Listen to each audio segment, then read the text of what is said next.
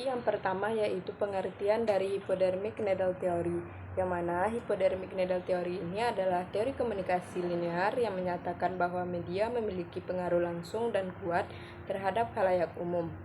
Teori ini mengasumsikan bahwa pesan media disuntikkan ke dalam khalayak dan khalayak dipengaruhi dengan cara yang sama, di mana pada umumnya khalayak dianggap hanya sebagai sekumpulan orang yang homogen dan mudah dipengaruhi, sehingga pesan-pesan yang disampaikan pada mereka selalu diterima.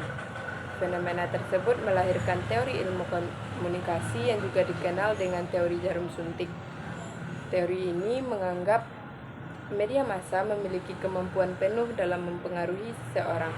Media massa sangat perkasa dengan efek yang langsung pada masyarakat. Khalayak dianggap pasif terhadap pesan media yang disampaikan. Materi yang kedua yaitu tentang sejarah lahirnya hypodermic needle theory, yang mana teori ini merupakan suatu teori yang pertama pada umumnya mencoba untuk menjelaskan efek dari media massa terhadap khalayak massa. Dan teori ini yang digagaskan oleh salah satu tokoh yang bernama Harold Laswell yang ada pada tahun 1920-an. Teori ini makin powerful ketika siaran radio Orson Welles pada tahun 1938 yang menyiarkan tentang invasi makhluk dari planet Mars yang menyebabkan ribuan orang di Amerika Serikat panik. Teori jarum hipodermik ini bersandar pada alasan-alasan induktif tradisional dan dilakukan melalui pengamatan untuk mendukung asumsi teori ini. Teori ini ditampilkan pada tahun 1950-an setelah peristiwa penyiaran kaleidoskop stasiun radio siaran CBS di Amerika yang berjudul The Invasion from Mars Effendi. Baiklah, saya akan membacakan materi tentang asumsi teori. Menurut Eli Hukars, model ini berasumsi sebagai media massa yang sangat ampuh dan mampu memasukkan ide-ide pada benak komunikan yang tak berdaya. Khalayak yang tersebar diikat oleh media massa, di antaranya khalayak yang tidak saling berhubungan antara satu dengan yang lainnya.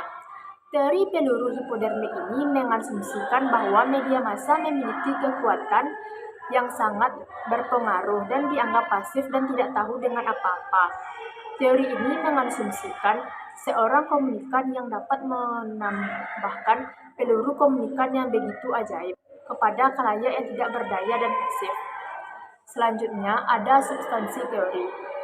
Inti dari teori hipodermik ini bahwa tidak ada sumber media massa atau media alternatif untuk membandingkan pesan-pesan dari media massa yang dipandang sangat kuat pada masa krisis perang, karena keduanya itulah khalayak yang sangat bergantung pada media untuk memperoleh suatu informasi yang dibutuhkan.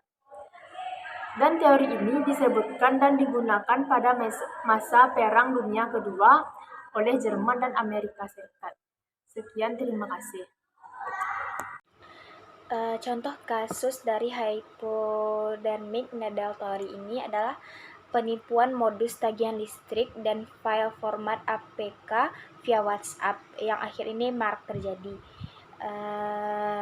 Selanjutnya, kaitan dengan teori hypodermic ini adalah berita hoaks adalah informasi palsu atau tidak benar yang disebarkan dengan sengaja untuk menyesatkan atau memanipulasi audiens.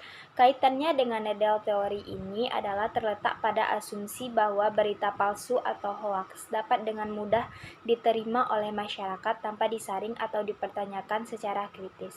Sesuai dengan pandangan bahwa media massa memiliki kekuatan yang begitu besar untuk mempengaruhi tanpa mempertimbangkan lebih lanjut oleh si penerima pesan. Kesimpulannya adalah dari beberapa penyebaran berita atau informasi di media sosial dapat menyebabkan kerusuhan yang ada di dalam masyarakat. Demikian para pengguna media sosial agar lebih berhati-hati lagi dalam mengambil suatu informasi atau berita yang tersebar lewat media sosial. Kita sebagai pengguna media sosial mesti berhati-hati dan bijak dalam mengambil atau memilah suatu informasi atau berita-berita yang sedang marak-maraknya pada masa sekarang.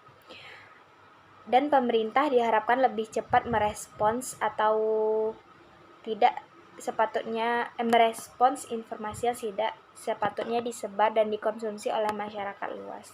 Sekian, terima kasih. Assalamualaikum warahmatullahi wabarakatuh.